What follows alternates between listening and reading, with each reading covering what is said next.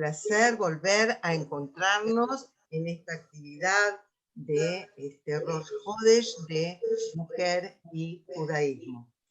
Mujer y Judaísmo es un sitio, algunos ya han escuchado esto, pero vale la pena recordar, es un sitio donde lo esencial es el estudio, y sobre todo el estudio, acá entra otra persona, el estudio de las mujeres, el estudio y de alguna manera dar voz a la mujer desde el sitio de Mujer y Judaísmo, con estas reuniones, con los grupos de estudio, e invitamos a todos a entrar al sitio www.mujeryjudaísmo.com, porque hay muchísimo material para poder aprender. Y justamente, como decía antes, dar la voz a la mujer, hemos tenido participando en cada Rosh Hodesh a distintas mujeres para compartir saberes. Y hoy la tenemos a Karen Ace. Muchísimas gracias, Karen, por tu participación y por estar acá hoy con nosotros. Y la voy a presentar. Karen estudió es de México, estudió en la preparatoria Yeshivat Keter Torah. Es mamá con esa juventud, como ustedes ven, de 5 niñas, con un amor muy grande por los libros, y lo que más le gusta es estudiar. Tiene una certificación de coaching en programación neurolingüística y distintos diplomados en literatura, historia, filosofía. Y al principio de la pandemia, en la comunidad Maguen David de México, se creó un canal de entrevistas y conferencias con especialistas en distintas ramas como invitados, y ella conduce ese programa. Así que bueno, ahora está haciendo un trabajo fantástico en ese canal, como realmente una profesional, como periodista, digamos, en esas muy lindas experiencias, ¿sí? Así que con mucho placer le voy a dar la voz a Karen. Y Karen, tú me dices cuándo quieres compartir pantalla, ¿de acuerdo? Antes que nada, siento el corazón lleno de emoción. La preparación de esta clase tiene muchos meses ya, pero creo que estaba planeada por Hashem desde hace mucho, mucho tiempo. De las primeras entrevistas que hice para la comunidad Maguen David fue mi querida Ethel, y desde ahí formamos una conexión muy, muy linda, y ella me ha llevado a canales a caminos en la vida que de los cuales me siento muy, muy afortunada. Le quiero agradecer antes que nada que son las 2 de la mañana, no sé ni siquiera qué horas son, ya va a ser Shabbat, va a amanecer para Shabbat, y no hay palabras para agradecer. A Lisa, muchas gracias por la presentación y por tenerme en el canal. A mi hermana, que ha sido parte de todo el proceso, que la verdad es que me ayudó desde el principio hasta que se logró esto. A mi cuñada, que está aquí, pero verlas a todas, ver que hay gente de Brasil, se me quiebra un poquito la voz porque de verdad estoy muy emocionada. La verdad es que Ethel me preguntó si me platicaba cómo es el programa de dar clases para Rosh Hodesh, y me preguntaba si escogía yo Av o Elul. Sé que a todos Av es un mes que no nos gusta mucho, pero Av también está mi fecha favorita, que es Tuve Av, y la gente dice que es el día más feliz del año para nosotros, y por eso escogí Av sin saber que me iba a encontrar con este personaje. Buscando con mi papá, como en Gemarot, o en qué había en la Perashá de la semana, alguna mujer extraordinaria que hubiera hecho algo extraordinario. Otra de mis hermanas, porque somos muchas, estaba al lado y me dijo, Karen, ¿por qué no hablas de Sarah Schnirer? Y le dije, pues no tiene nada que ver con Ab, ni con la Gemara, ni con ninguna mujer heroica, a mi parecer, porque no la había como profundizado mucho. Y la verdad es que encontrarme con ella y conocerla a través de sus textos y a través de su historia ha sido de verdad fascinante. Ella fue, o sea, lo que la gente sabe de ella es muy poco y lo que la gente ve de ella es muy poco, porque solamente es una imagen que se tiene de ella. Ella nunca permitió tomarle ninguna foto, más que tenían la de su pasaporte, y de ahí se hicieron dibujos distintos para distintos libros. Pero me topé con un libro que se llama Llévame en tu corazón. Más adelante les voy a explicar, bueno, por lo que veo que tiene sentido el título de este libro. Y yo después les voy a pasar los datos de dónde son las fuentes de todo lo que aprendí de ella, que también hay una página en internet muy, muy buena. Y para comenzar, bueno, les cuento rápido. Sarah Schnirer nació en Cracovia, de una familia sí ortodoxa, pero muy cultural. Era una familia que sabían y estudiaban literatura, y a las niñas también les gustaba mucho, mucho estudiar. Ella era la tercera de 9 hijos, y a lo largo de la historia de esta familia, algunos fueron más ortodoxos, unos un poco menos. O sea, no era una familia extraordinariamente ortodoxa, era una familia muy normal. Eran dueños todos trabajaban desde chicos, los niños y los papás, y eran dueños de una tienda como de abastecimiento. Y ella, en su 8º grado digamos, de estudios, por problemas financieros de la familia, tuvo que abandonar los estudios, pero ella era una apasionada de estudiar, de literatura, le gustaba mucho la historia y le gustaba mucho leer. Ella nació en 1883, antes que continuemos. Y bueno, si quieres, Alisa, si puedes empezar a poner la presentación para que les diga un poquito más.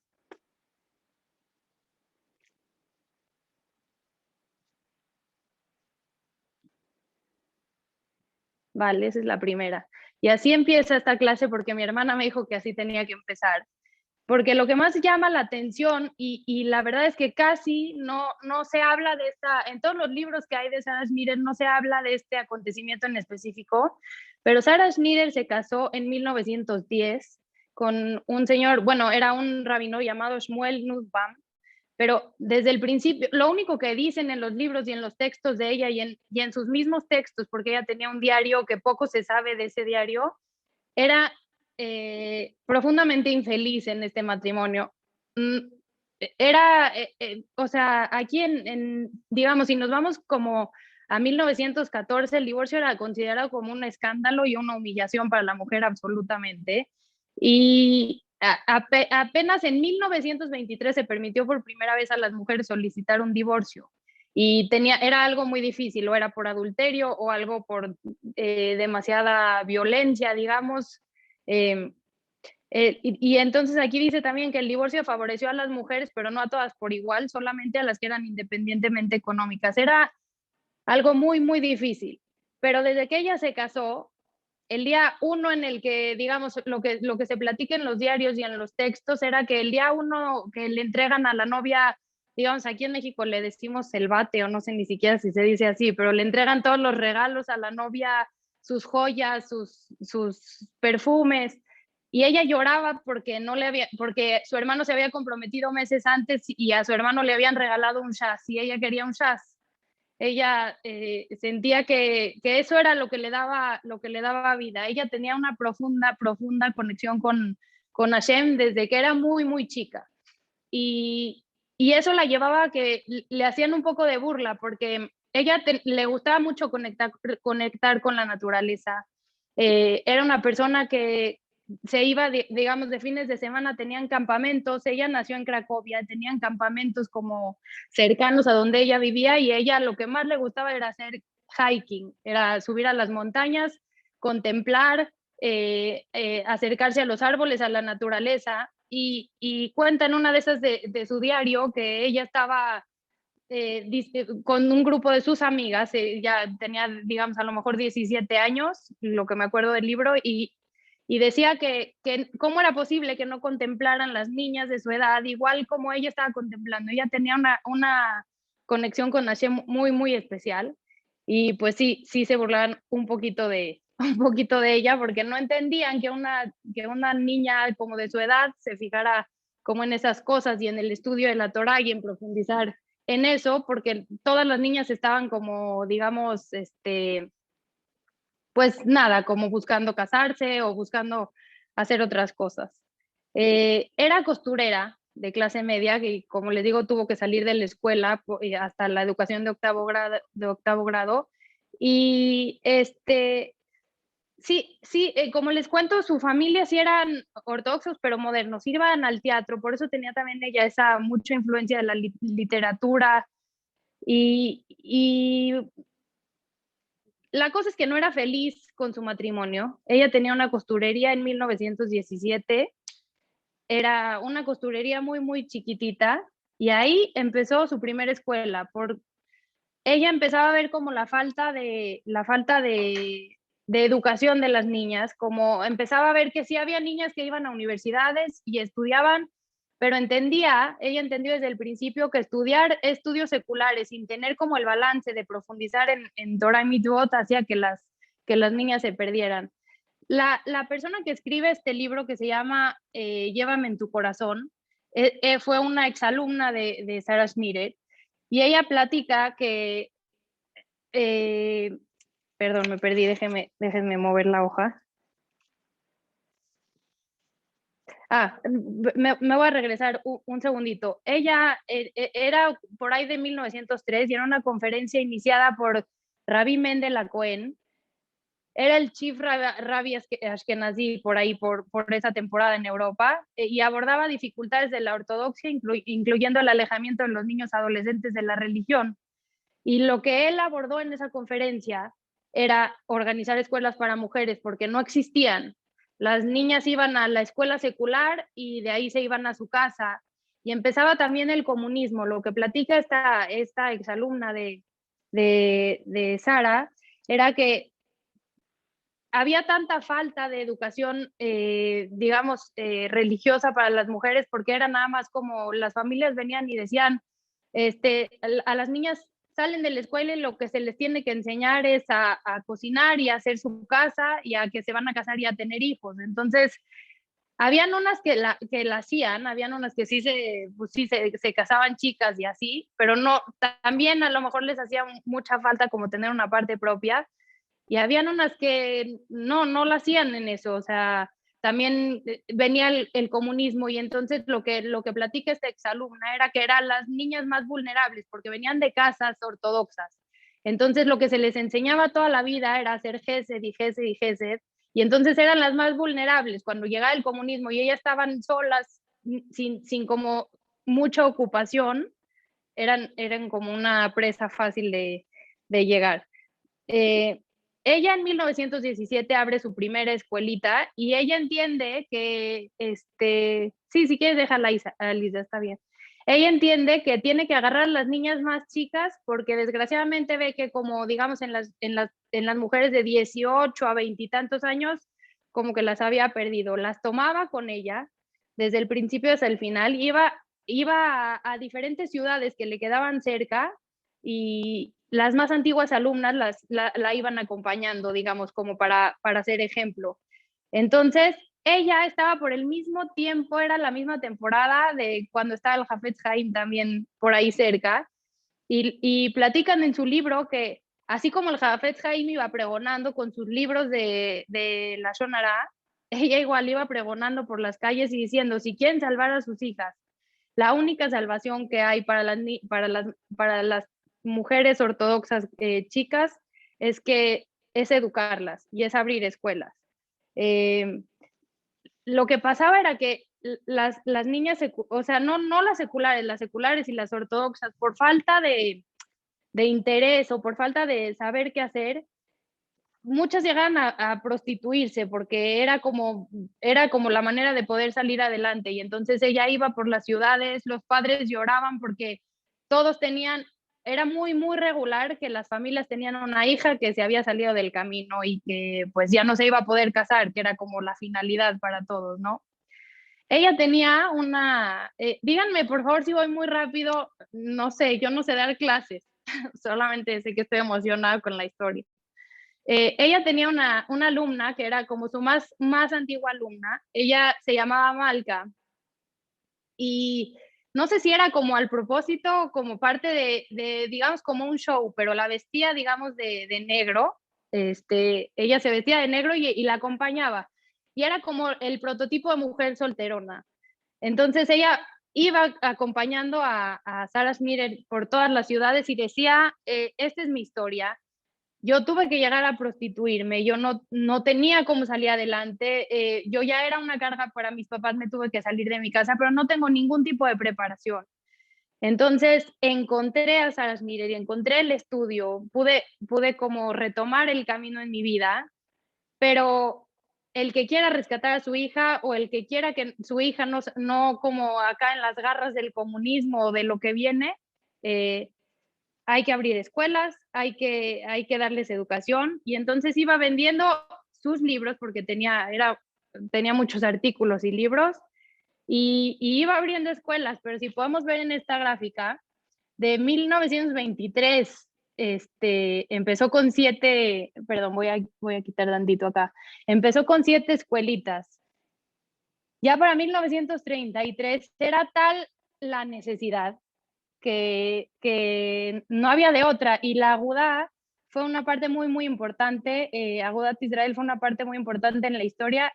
Sí, ahí, regrésele tantito, regrésele a la gráfica, ahí, exacto, ahí. Podemos ver que, digamos, entre 1925 al 26, de repente hubo un freno enorme porque sí se veía la necesidad y iba pasando de ciudad en ciudad y cada vez eran más personas las que querían inscribir a sus hijas como para salvarlas de lo que les pudiera suceder. Y la Agudá, como les digo, antes sí le ayudaba, pero en el momento en que la Agudá entró, le dio como la puerta abierta para que ella hiciera lo que quisiera y abría las escuelas que quisiera y los papás apoyaban. Pero entonces mandaron a los directivos en una de esas veces a las escuelas que ya estaban instaladas en diferentes ciudades, mandaron a los directivos y eran hombres. Y entonces vieron a las niñas que tenían como Humash en mano y empezaban a estudiar, digamos, no sé, creo que en esa ocasión estaban estudiando como Rashi con la Perashá de la semana, o sea, cosas como ya entonces como que se escandalizaron y dijeron como, eso es estudio de hombres, las mujeres no pueden estudiar esto. Para empezar, les costaba trabajo saber que las niñas estudiaban tefilá y como, digamos, como un biur de tefilá, como explicaciones de la tefilá, como era algo que las niñas no tenían por qué saber. Y en ese momento la Agudá pone un freno de mano y dice, esto no puede seguir así. Pero al muy, muy poco tiempo se dan cuenta que lo que realmente sí se necesita era que las niñas estudien y eso era lo que los iba a salvar. Era mucho más que la fundadora de todas estas escuelas. Ella le gustaba mucho, como les digo, que le gustaba conectar con la naturaleza. A sus niñas también se las llevaba al bosque a estudiar. Si quiere, pásale una Lisa, porfa. No me acuerdo cuál era la que seguía. Eso es lo que les digo cuando les digo que era la única imagen que hubo. Le quise poner esta presentación La Madre Sin Hijos porque, digo, tuvo muchas, muchas alumnas y se abrieron muchas escuelas, pero lo que ella hizo sigue dando frutos hasta el día de hoy. O sea, todos los Bet Yaakov que hay en el mundo son su influencia y son la manera en la que ella lo empezó, que era más por conexión con Hashem, más por amor al estudio y a la Torah, y como es este canal también de Mujer y Judaísmo, buscando darle voz a las niñas, darle voz a las mujeres, a escuchar qué era lo que tenían ellas que decir. Y la única foto que hay de ella en la historia, esta es una historia muy interesante, pero ahí voy. La única foto que hay es la pasada, que es la de su pasaporte, porque ella nunca permitió que le tomaran foto. Estudiaban, como les digo, estudiaban mucho en el bosque. El material del seminario era en alemán. Y la Agudá ya cuando entró la Agudá, era cuando se empezaron a institucionalizar cada una de las escuelas. Y se volvió internacional además, o sea, ya se salió, primero empezó como en Polonia y en diferentes ciudades cercanas, hasta que se empezó a hacer como internacional. Era un after school, o sea, antes el Bet Yaakov no era legal, entonces las niñas tenían que ir, digamos, acabando la escuela, llegaban como un kitab que eran como las escuelitas estas de después, como las clases de las tardes de los niños, y siempre fue como tipo un Montessori, las grandes enseñaban a las chicas y era eso, Humash, rezar, no empezaban con nada muy sofisticado, pero lo que siempre sí hubo eran materias seculares. Las primeras fueron en Varsovia y Lodz, y ya se empezaron a volver ya cuando entró la Agudá, se empezaron a hacer como más de día completo. Algo que vio Sarah Schnirer desde el principio que era muy, muy importante era que las niñas tuvieran un oficio. Ella era costurera, entonces o sea, les enseñaba costura a ella. Ella siempre estuvo como al pendiente de cada una de sus alumnas y también les enseñaba enfermería. También enseñaba oficios como child education, o sea, su meta era siempre que la grande le enseñara a la chica, y así se iban haciendo después los seminarios, que se iban a campamentos igual en el bosque a darle seminarios a los niños, a las niñas siempre. Uno de los primeros Beakov fue en Ponovich, y no se consideraba que se pudiera abrir ahí primero porque era una ciudad de yeshiva, ahí había mucha Torah, pero para hombres, y se podría decir que como que el market de los matrimonios estaba desbalanceado. Como les digo, las niñas estaban saliendo del camino y como que no había muchas niñas para esos niños de Torah. Era como que entonces si querían como formar matrimonios, entonces tenían que empezar a enseñarles a las niñas y a estudiar, a que regresaran para el camino, porque los niños ahora empezaban a quedarse sin mercado, como se podría decir. Se volvió una necesidad, la verdad, porque los papás ya lo necesitaban, ya no tenían cómo jalar las riendas de las familias. Algo que era muy, muy importante bueno, les voy a platicar esta historia porque ya está aquí la presentación. Yo encontré dos en la página de Beit Yaakov Project, lo cuentan diferente, pero en el libro aparece esta señora que se llama Hansi Ross. Sarah Schnirer solía salir de Cracovia, como para eso, para ir a diferentes ciudades y encontrar o sea, la manera de poder abrir las distintas escuelas en las diferentes ciudades. Y entonces, una vez iba a salir, tenía que ir a Varsovia, y iba a agarrar el tren, como para poderse ir, y le dijeron que en la escala había un hotel o como una casita que acogía a los Yehudim que se pudieran quedar en el camino, por si era que no podía llegar. Y es increíble cómo todo cae en el momento preciso y todo estaba en las manos de Hashem, y todo se mueve así sin que nosotros entendamos. Entonces tocó la puerta y le abrió la puerta esta señora que está en la foto, que se llama Hansi Ross.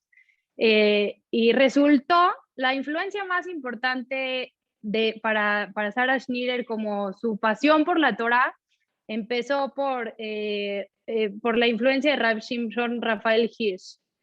Resultó que esta Hansi Ross era no me acuerdo, no estoy segura si era su nieta o su bisnieta, pero entonces hicieron una conexión muy, muy increíble, y parecía que la hermana de Hansi Ross, el hermano de Hansi Ross estaba en la misma ciudad donde en ese momento está el Hafetz Haim.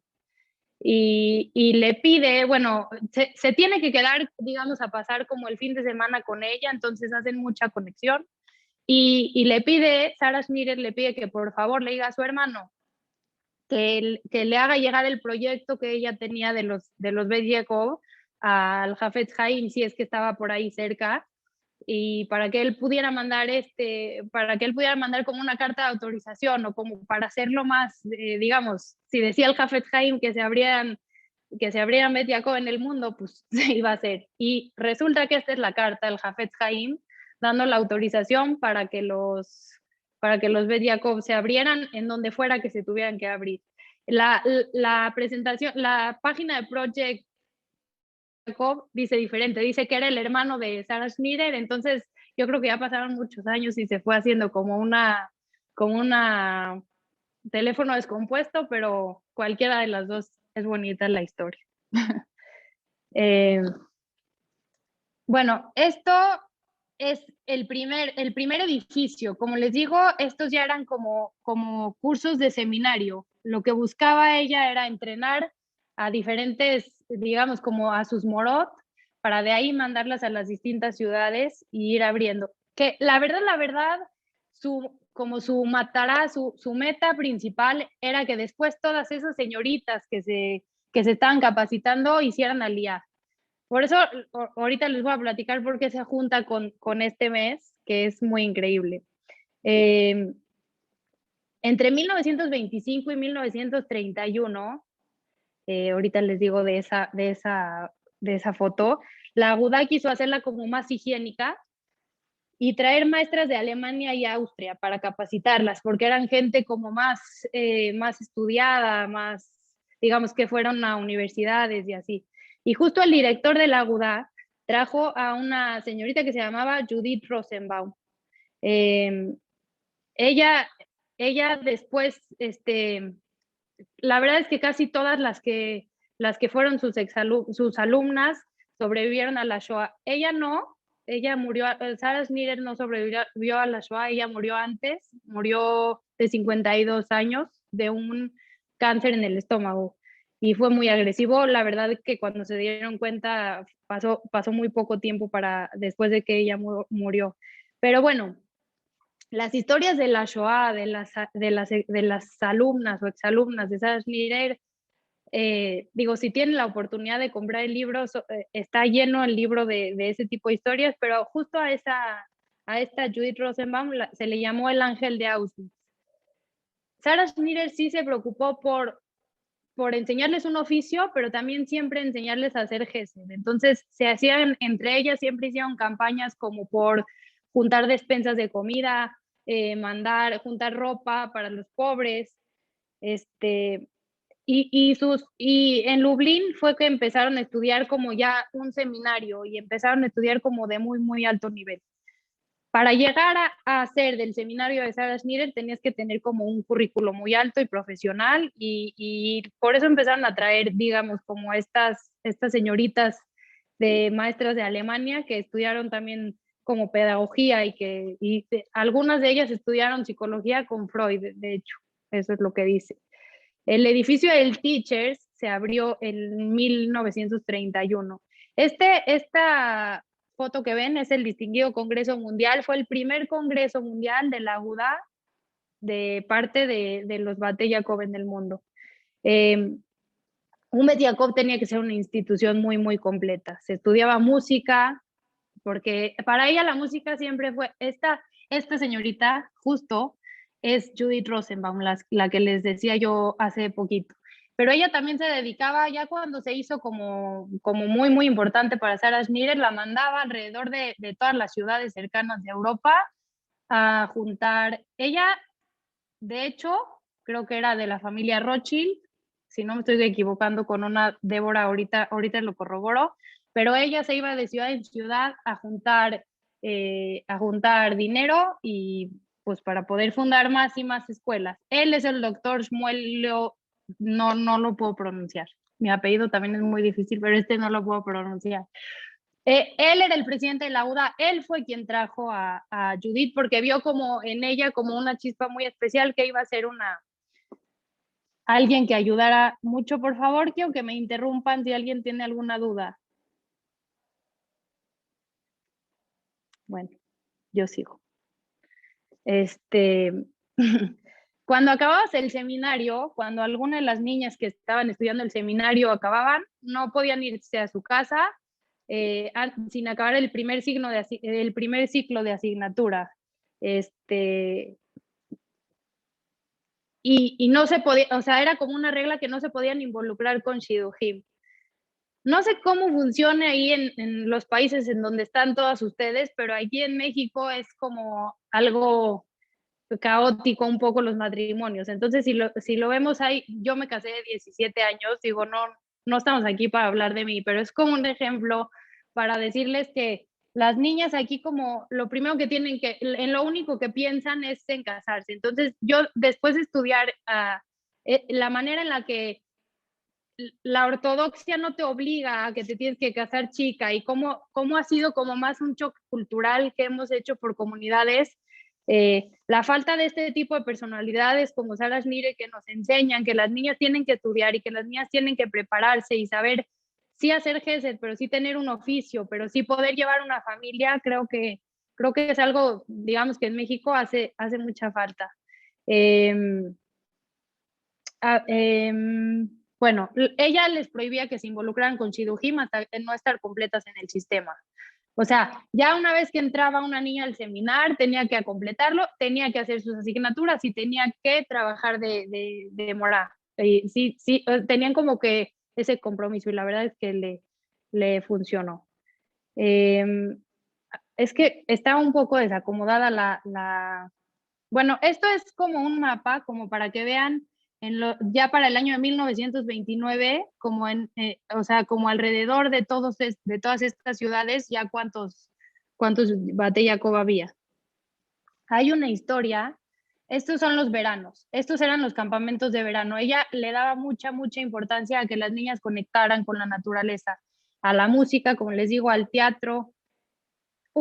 Hay un señor que se llama Eleazar Schindler y él escribió el himno del Bet Jacob. Es muy hermoso. Me gustaría después, si puedo pasarlo a lo mejor a la página de Mujer y Judaísmo, habla mucho de naturaleza, pero habla de cómo la conexión, cómo el canto, cómo la música es importante para conectar con Hashem. Bueno, él estaba involucrado, era como su discípulo del presidente de la Aguda. Era poeta y pertenecía a un grupo de jóvenes poetas socialistas, místicos y agricultores que estaban convencidos de juntar en sus vidas este tipo de actividades de vivir en el campo y de Torah. Hay una historia de una de las sobrevivientes de este señor, Eleazar Schindler, después de la Segunda Guerra Mundial, se fue a vivir a Estados Unidos y hubieron dos exalumnas que él estaba, digamos, ya como en... regrésele, Alisa, un segundito. Bueno, es que... Bueno, no importa, es igual.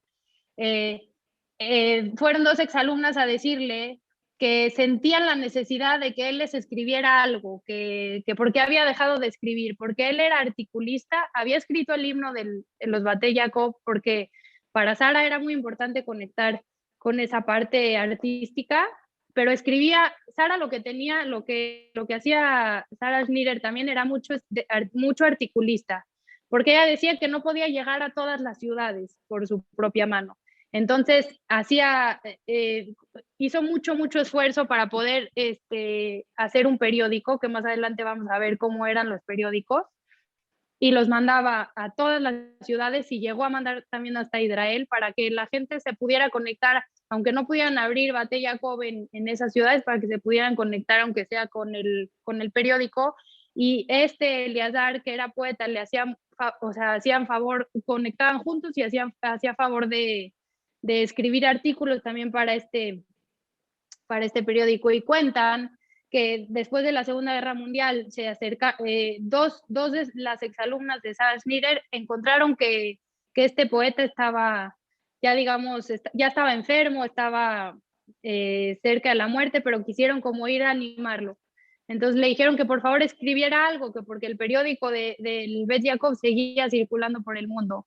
Y entonces él dijo que después de que se murieron sus alumnas, que él se deprimió mucho, como dijo que él ya no tenía más para qué escribir, porque para las que él escribía ya no estaban en el mundo, entonces como dejó de escribir también.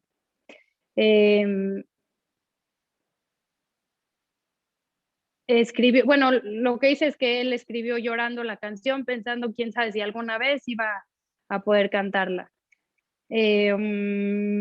Ok, la que sigue es la de Tu Vea.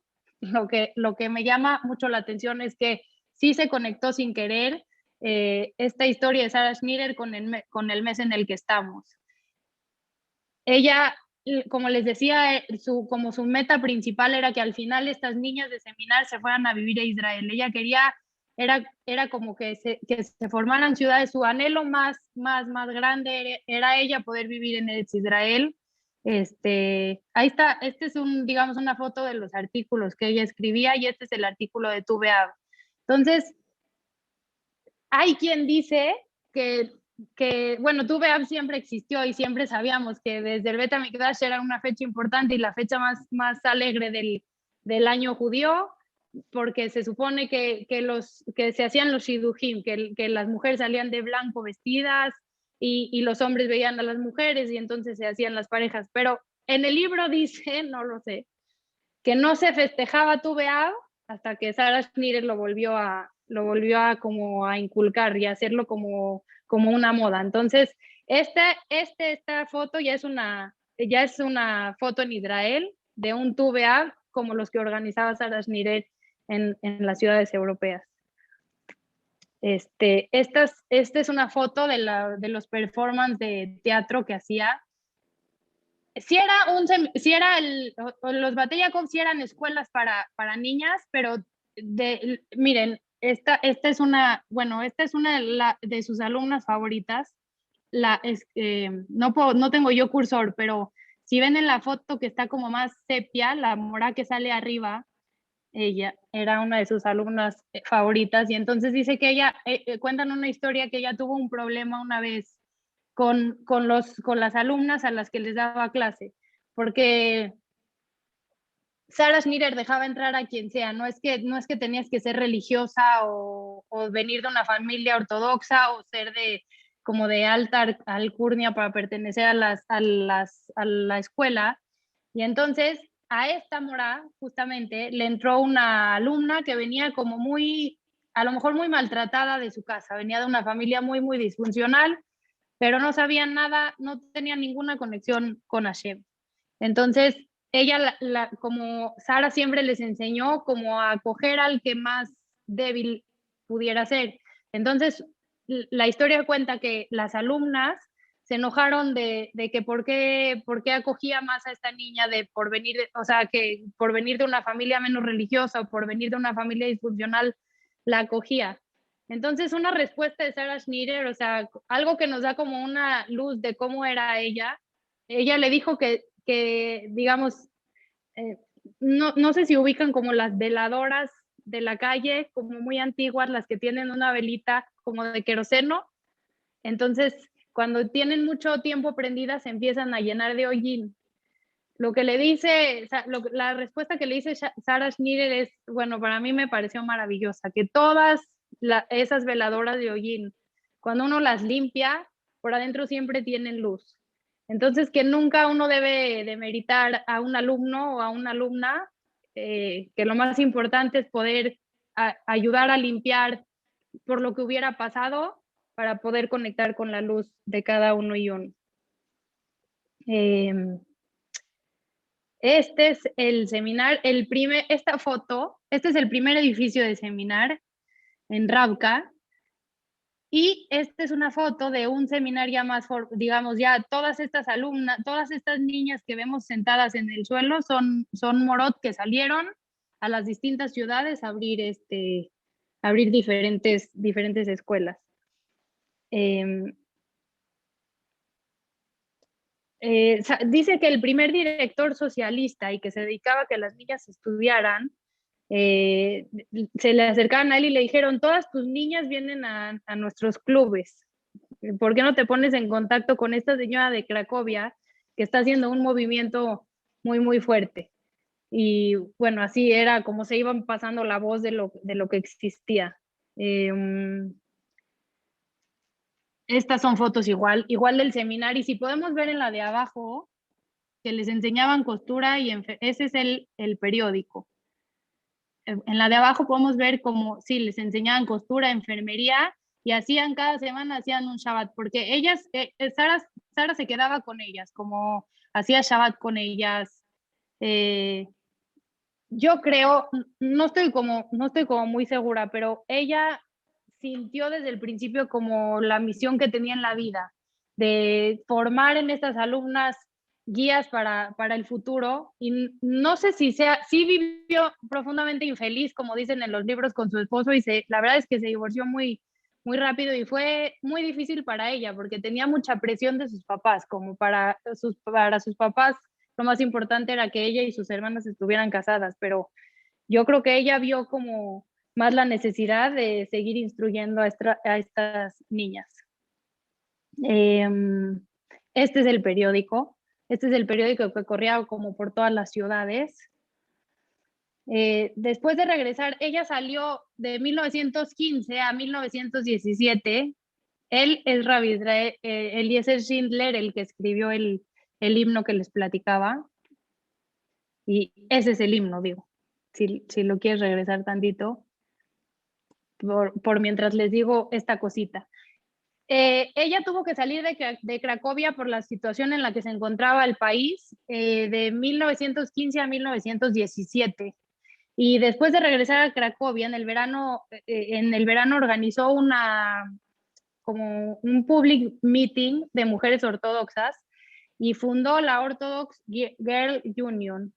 Dejó de trabajar de costurera y se dedicó su tiempo para estudiar y organizar una librería ortodoxa, pero no estaba satisfecha. Ella había salido y se daba cuenta que ella pasó un Shabbat maravilloso en donde en un sermón del Rab Chief que les dije, Ashkenazi, que ella escuchó la influencia de Rabbi Shimshon Rafael Hirsch, ahí se daba cuenta que las niñas sí estudiaban afuera, entonces por eso la necesidad de cuando regresa a Cracovia de que no se queda satisfecha, y ya es cuando se aconseja con su hermano y le aconseja hablar con el Rebbe Belzer, y ya viajó a Maryland, donde su hermano esta es la historia que aquí dicen que su hermano se había presentado con el Hafetz Haim y que tuvo esa respuesta, pero les digo que es diferente en el libro que en la página.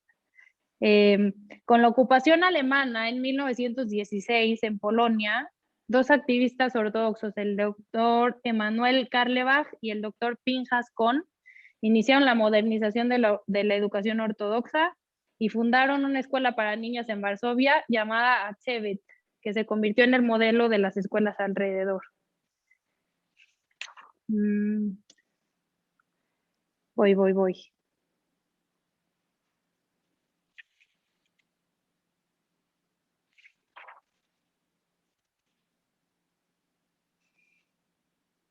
Bueno, aquí dice que la primera conferencia de Bet Yaakov en el Atzevet en Varsovia fue en febrero de 1925 y la resolución trataba de profesionalizar el sistema y producir libros de texto y estandarizar una currícula.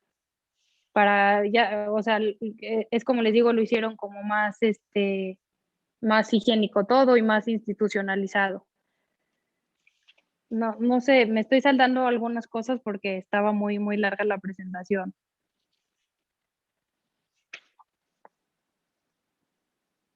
Bueno, en 1933 aparece Leibor Lean, el que era el fundador de la Poalea Agudat Israel y el director del Bet Yaakov en Varsovia, y es ahí cuando toma él la dirección de todos los Batei Yaakov. La verdad es que me parece que sí, ella se volvió a casar después, pero también no menciona que se divorció, pero sí que no tuvo hijos, como no pudo dedicarse lo mismo a su casa que a lo que se dedicaba por las niñas. Y sí le daba cierta atención a ciertas niñas como diferentes, ella escogía.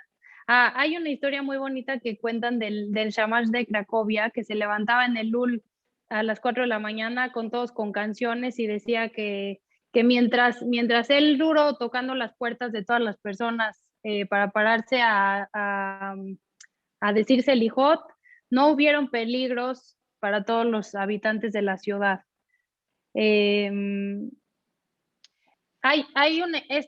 Débora Epelgarn Kohn, ella sí estuvo en la Shoah. Y cuentan una historia de que ella estaba con un niño bueno, ellos tenían como esta necesidad de entregar y de lo que sabían lo tenían que enseñar.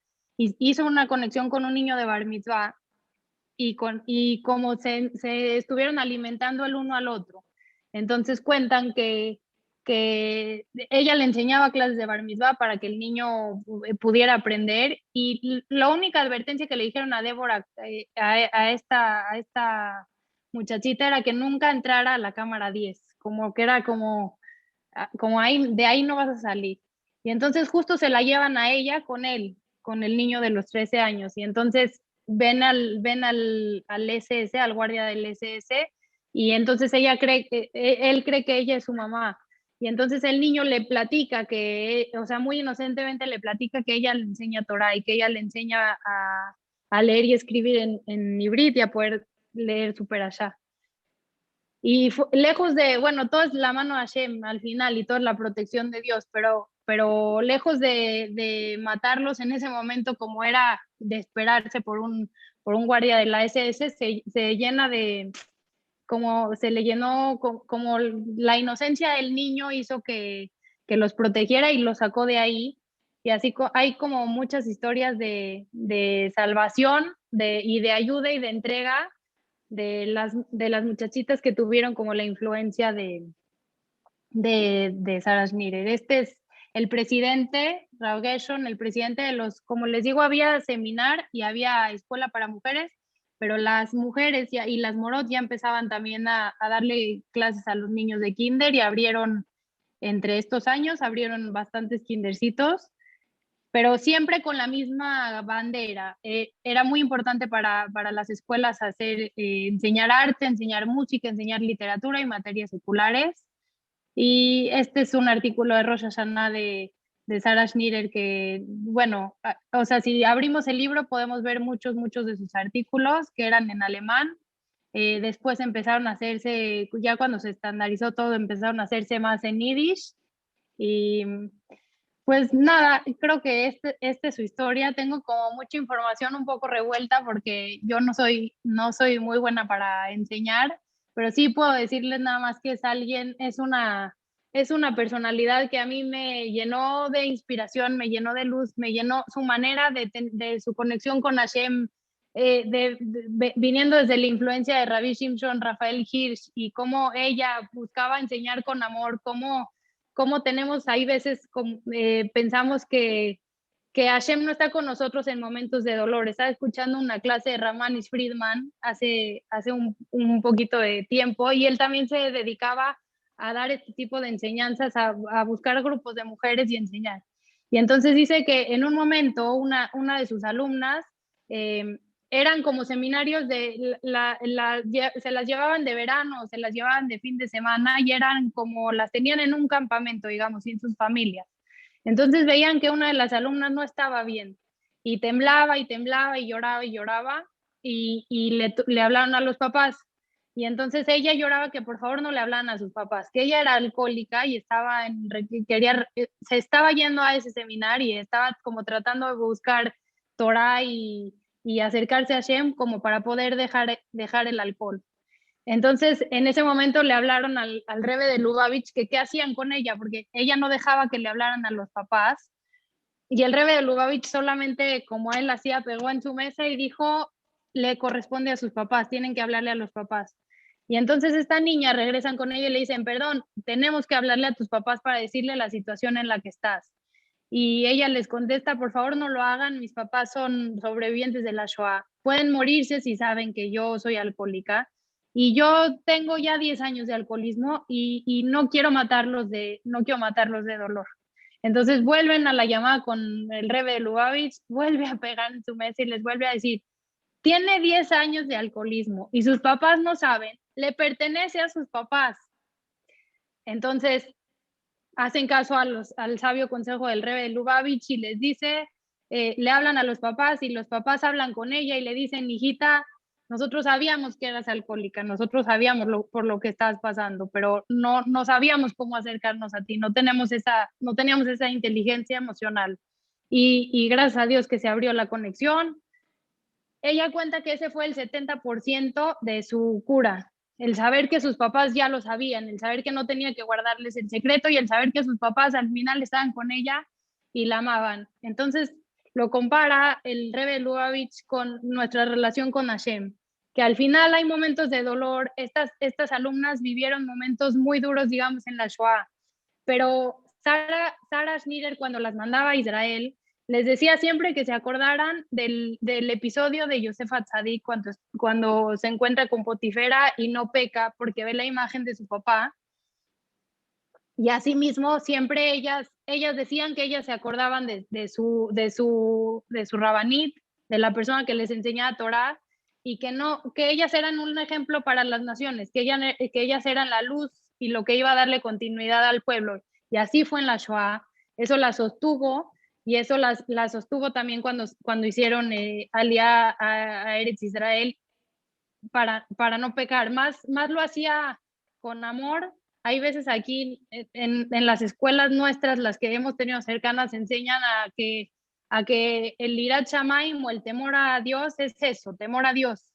Y lo que nos enseñan este tipo de influencias, este tipo de estudio, como Ramanis Friedman, como el Rebbe de Lubavitch, es que el verdadero temor sería más que temerle a Dios, más que temerle al pecado y al castigo, porque nosotros no tenemos un Dios castigador, es temerle a perder una relación cercana con Akadosh Baruj Hu, que lo que la verdad nosotros más deberíamos de anhelar es esa cercanía, que nuestro papá sabe que saber que nuestro papá en momentos de dolor, él lo sabe, él está y él lo es todo, y él está con nosotros y él nos cuida y nos protege. Y el temor es ese, no es tener temor a que Dios nos vaya a castigar, sino tener temor a no tener una relación cercana con Hashem.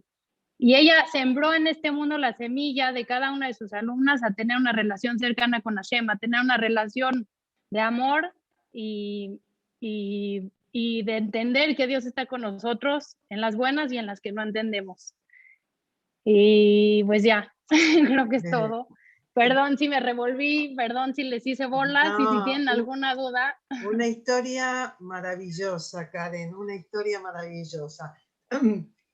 Ahora quería un ratitito ver si alguien tiene alguna pregunta. Te le habías dicho que había términos, ¿no es cierto?, que a lo mejor no quedaban claros, pero no sé exactamente a qué términos te referís. Bueno, no, yo mientras Karen hablaba pensaba que a lo mejor no para todas es así tan conocida la temática o los términos como Agudat Israel o como Shidujim o como un montón de cosas que Karen mencionó, pero me imagino que se las pueden imaginar. Yo voy a tratar, si Karen me permite, dos cosas quiero decir. Uno es la contextualización en el tiempo, ¿no? Porque Karen dijo así, 1883. No sé si se ubican, o sea, estamos hablando de un momento de la historia donde las mujeres no estudian nada. O sea, no solo las mujeres judías. Piensen que Sarah Schnider nace al mismo tiempo que Virginia Woolf, ¿ok? O sea, esa le suena más seguramente a muchas de ustedes, ¿no es cierto? Entonces, Virginia Woolf escribe Heather Michelin, en español, un cuarto para ella, ¿no? Sí. Un cuarto para ella. Un cuarto para ella, un cuarto propio. Un cuarto propio nace en 1882 y Sarah Schnider nace en 1883. O sea, estamos hablando de esa generación, de la generación de mujeres que de golpe, por primera vez en la historia, descubren, dicen, quieren y salen a estudiar. O sea, hoy nos parece una obviedad, pero no es una obviedad, ¿sí? Y mucho menos, otra vez, en lo que es el ámbito de una sociedad tradicional, como era la sociedad judía, en la cual Sarah Schnider crece, se educa, etc. Y ese es el gran mérito, ¿no?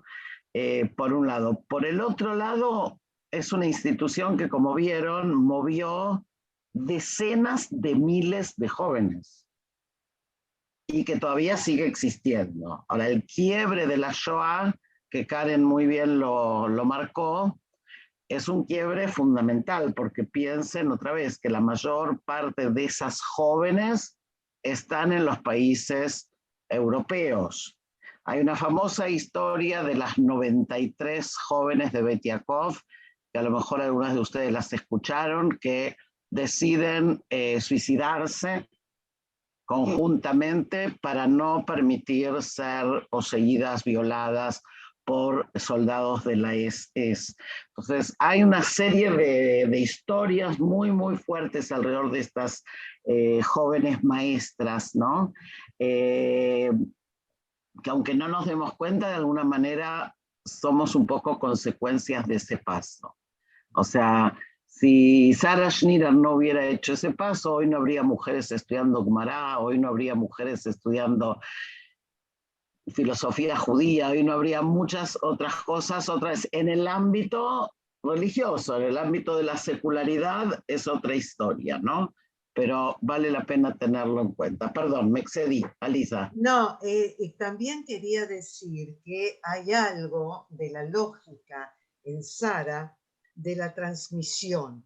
Es decir, el hecho de que la mujer ortodoxa judía tenía que llevar adelante una casa judía y era excluida del saber, también la mueve a enseñar para justamente llevar a cabo esa tarea de hacer una casa judía, ¿no? Es decir, porque un poco quedaba la sinagoga solo para las mujeres para que se arreglaran con la oración o con la tefilá. Entonces, bueno, para quien es educador, esta, digamos, precursora, entre comillas, del tema de la lógica de la transmisión, es como maravilloso. No solo desde el lugar de la mujer, como vos decías, Ethel, sino también de la responsabilidad que implica la enseñanza y que implica, como decía Karen, acoger, ¿no? Como esa niña con la luz. Es decir, de que la enseñanza no solo abarca la transmisión de un saber, sino también la transmisión de un sentir, ¿no? Que creo que sembró en todas sus alumnas y que pudieron ser docentes, ¿no? Sí, siempre es más bonito escucharlo de ustedes dos que son profesionales. Quiero agradecer de veras, perdón que me tome este chance, pero a mis hijas que me estuvieron apoyando en esta situación y que me estuvieron escuchando siempre, y a mi cuñada que estuvo también desde el principio, que yo iba muy, muy emocionada. Sí, me gustaría de verdad, si tienen la oportunidad de leer el libro, porque leerlo ya de una alumna y el amor que le tenía, eso lo que dice Alice es muy importante. El amor que ella le transmitió y la pasión que tuvo por enseñar a cada una y una, es lo que hizo que se quedara su semilla y que hoy en día, como dice mi querida Ethel, sigan existiendo estas escuelas y estos seminarios en el mundo, porque solamente con pasión y con mucho amor por lo que uno hace y esta conexión con Hashem y bueno, claro que la mano de Hashem estuvo en cada momento y se nota, es que la verdad ella en su muy corta vida, porque vivió 52 años, logró hacer lo que hizo. Impresionante. ¿Hay alguien que quiera hacer alguna pregunta, algo que les haya quedado, algún aporte? Ana. Sí, puedo decir una cosa. Soy ferviente en creer que la educación es la única manera de salvarnos. Perdón, un segundito. Tengo es que tiene nieta ella, ya no tiene. Tengo a todos aquí, pero digo que estoy segura que la educación es lo único que como mujeres puede salvarnos, puede fortalecernos y puede unirnos. Entonces, que es muy importante seguir fomentando entre las niñas la importancia de superarse, de seguir estudiando, de querer ser mejores, de tener objetivos en la vida más allá de simplemente, y como mamá y como abuela tengo muy clara la importancia de la familia, pero la superación personal de cada mujer es básica para sentirse realizada y para ser feliz. Eso es mi primer punto en cuanto a lo que toca a las mujeres. Y en segundo lugar, algo que me vino a la mente y que lo pensé muchísimo durante la pandemia, es una frase de Vygotsky, que él es de los iniciadores en la pedagogía, que dice que los hombres somos sociales y que aprendemos muchas veces gracias a las áreas de aprendizaje próximo. ¿Y qué quiere decir esto? Que necesitamos del otro para aprender. Y eso fue y eso es lo que pasa en los Bet Yaakov. Las Morot son cercanas a las niñas, se acercan a ellas y aprenden más allá de que sí, lo cultural y todo lo educativo, aprenden del ejemplo. Y esa es una cosa que se fomenta muchísimo en las escuelas. De este tipo, el aprendizaje próximo, el aprendizaje por la experiencia de una persona a la que ves como ideal y a la que ves como ejemplar, y que creo que es bastante rico y bastante responsabilizador para esas morot que tienen que acercarse a las niñas. Y pues eso quería decir. Gracias, Ana. Gracias a ustedes. ¿Alguien más? Sí, Rachel, adelante. Desmuteate, por favor. Hola, ¿Cómo hola a estás? todas. Tanto tiempo. ¿Cómo Bien, estás? gracias. Qué gusto estar con ustedes. Bueno, de todo lo que dijo Karen, y gracias por todo. Lo que más me llama la atención es la contribución de Sarah Schneer a su propia comunidad, que abrió las mentes de todas las personas que estaban en su propia comunidad para introducir la idea de la educación, ¿no? Porque, digamos, cuando ya existía el seminario, vinieron Morot, que pertenecían a otras comunidades, que ya habían gozado del beneficio de la educación, pero esto no había sucedido en su propio entorno. Y con eso cambió la mentalidad de cómo se ve a la mujer en el mundo de la ortodoxia.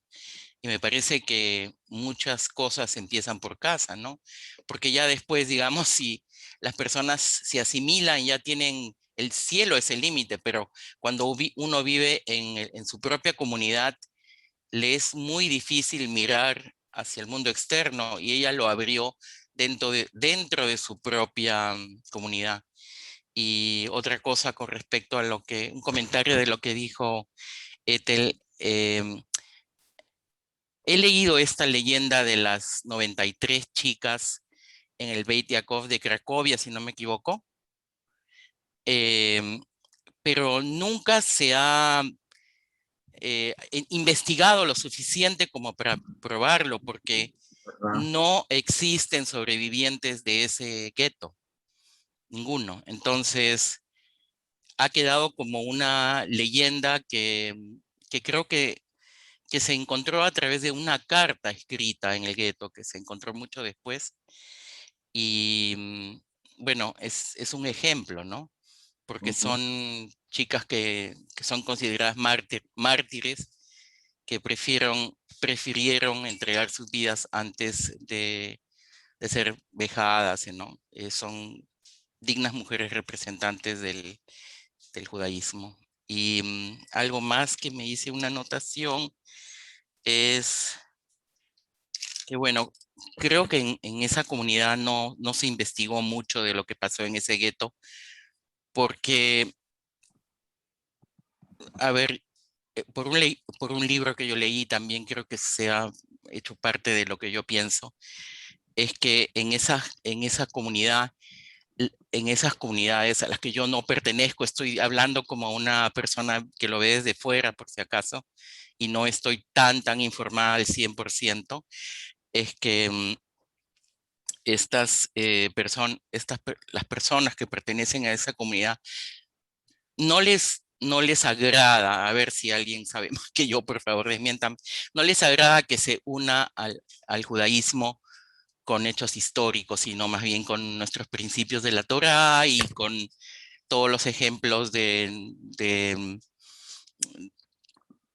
existen en toda nuestra tradición, más no con la historia. Y bueno, es una manera de pensar muy digna, pero yo pienso que la misma Torá contiene hechos que son históricos. Así es que un poquito de cada cosa de mi parte, ¿no? Y bueno, agradezco muchísimo a Karen por toda la información y la manera tan espontánea, tan agradable, con tanto cariño que nos ha relatado esta historia, y ha sido para mí un gusto volverla a saber después de un tiempo y conocer también a las otras participantes. Muchas gracias. Gracias, Rachel. Muchas gracias. Sí, Lucía. Gracias. Bueno, yo quiero agradecer, tener el placer de haber participado de este Zoom, felicitarla a Karen. Yo soy docente de Alma, di muchos años clase, siempre a niños muy pequeños, y el orgullo que hasta el día de hoy, ya tengo 82 años, todavía me encuentran en la calle y me saludan, adiós, señorita Lucy. Entonces, esta historia me ha llegado profundamente. Le agradezco por haber podido conectarme y haber recibido esta maravillosa clase. Para mí es un ejemplo, para mí es un placer estar participando de lo que ustedes nos brindan, que bueno, para acá, para Argentina, es un orgullo estar en conexión con ustedes, porque tienen muchos años de historia. Nosotros tenemos apenas 500 y pico, ustedes tienen 3000 años de historia, y bueno, estas mujeres actuales de la época moderna, diríamos, no están lejos de lo que yo hice cuando era niña. La escuela primaria nuestra nos enseñaban a bordar, nos enseñaban a coser. Yo antes de estudiar maestra, fui a una escuela donde me enseñaron a bordar, bordaba máquina, bordaba a mano, y después en la escuela donde estuve internada, yo hacía ajuares de niño, ajuares para bebé, con eso que había aprendido. Y con eso podía pagar la escuela, porque en ese tiempo yo vivía en un pueblo muy pequeño y tenía que trasladarme a otra ciudad y estaba internada en un colegio. Y eso había que pagarlo. Y bueno, yo como no podía pagar con ese trabajo de bordado, pagaba mis estudios y me recibí de maestra normal nacional. Así era el título nuestro en la época en que yo me recibí. Y bueno, y di clase hasta el año 92 que me jubilé, y siempre me gustó trabajar con niños pequeños. Y mi satisfacción era haber llegado al mes de octubre y que supieran leer y escribir. Y aparte de eso, que supieran razonar y entender lo que estudiaban. No me importaba dictarles demasiado, sino hacerle entender qué quería decir la palabra que estaban escribiendo.